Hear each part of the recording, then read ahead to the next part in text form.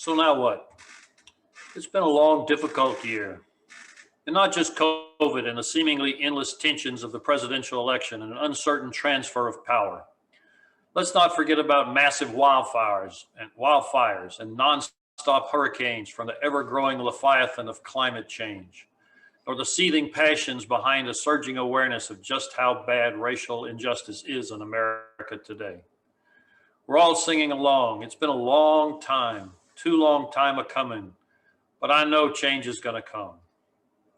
So what will 2021 look like? How about this?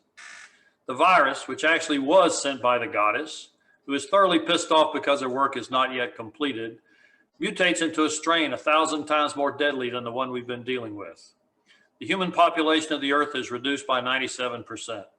The earth rejoices as the climate recovers, forests spread and flourish, plastic production comes to a halt, and the oceans rid themselves of residual pollutants.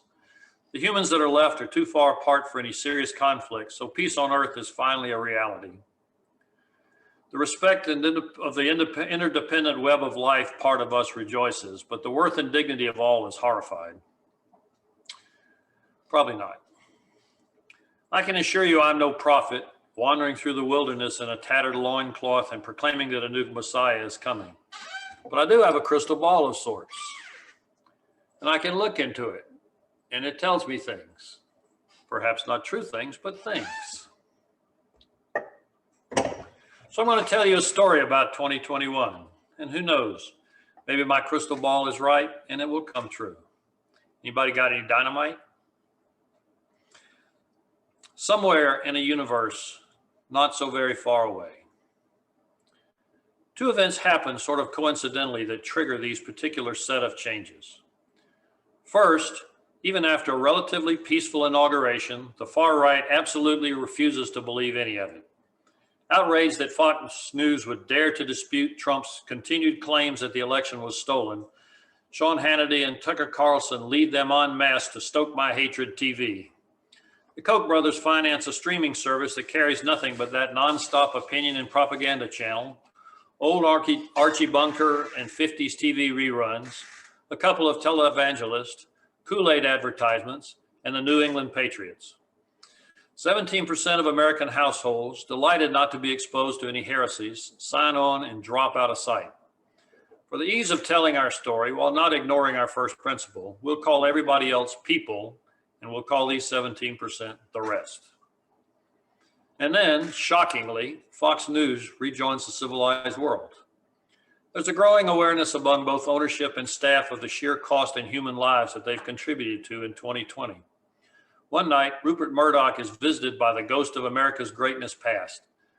Casting about to rebuild their market share, Fox abandons the far right and targets the right center, and swears never to broadcast a known falsehood again. The vaccines work even better than predicted. People who take them pretty much stop getting COVID, or if they do, their cases are mild. Stoke My Hatred TV launches a campaign to sell masks that cover the eyes and ears while leaving the nose and mouth uncovered, and bring in experts who continue to proclaim that vaccines contain microchips as well as causing autism, atheism, and homosexuality. But then somebody figures out that their viewership is dying off, so eventually even the rest get vaccinated.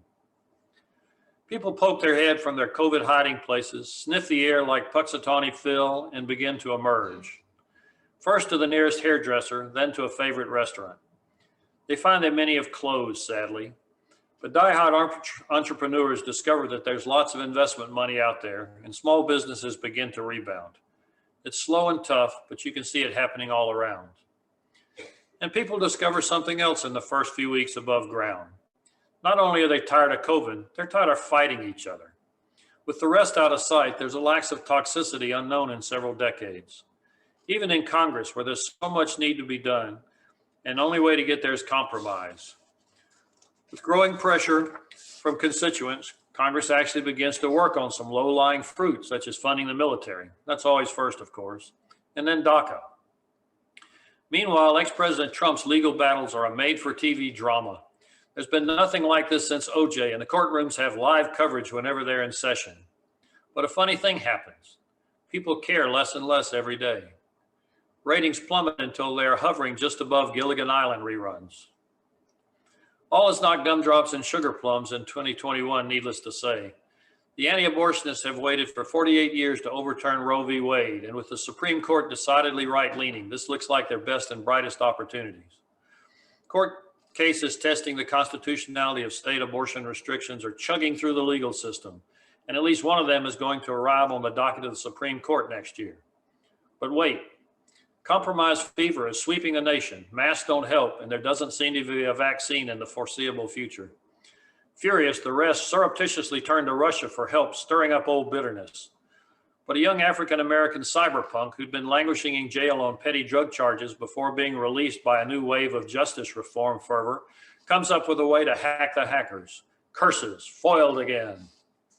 Is there any compromise in something as polarizing as abortion? Only time will tell.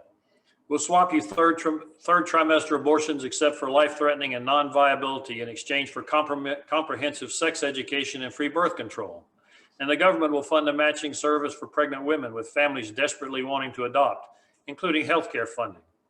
If the rest isn't part of the argument, the people on the left and right are closer than you thought. Hey, you never know. There's way more problems out there than a little love and harmony can solve in 2021. But a vision that is possible, that would be a lovely ending to our story, wouldn't it? So Happy New Year to you all.